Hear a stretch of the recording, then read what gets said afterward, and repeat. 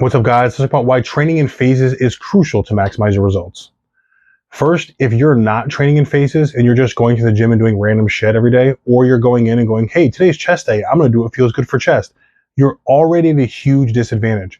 When there's no structure or plan, you have no idea if you're actually getting stronger or creating more muscle damage in the previous session.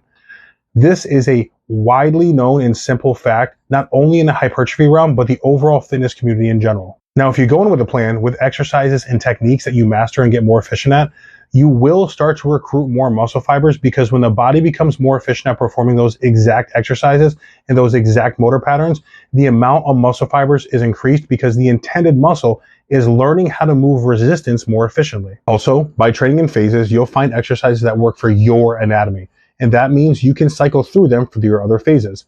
Meaning, if you find that hack squats, leg presses, and leg slides are the top 3 hip flexion movements that really stimulate your quads, you can use them every third phase and rotate them for novelty.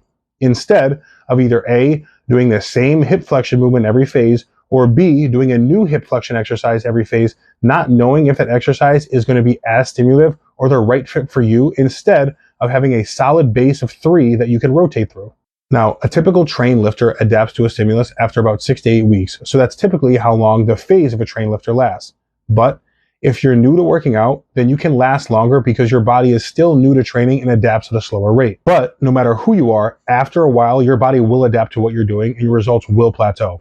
Your body needs novelty to keep growing, so switching your phase after 6 to 8 weeks will help you not stall out your progress. Another reason to train in phases is because spending too much time in one phase accumulates a lot of systemic and central nervous system fatigue that will make you feel run down and tired, as well as weaken your immune system. It also creates unnecessary wear and tear for your joints' connective tissues by going through the same motor patterns day in and day out. Think of it like a rope on a pulley.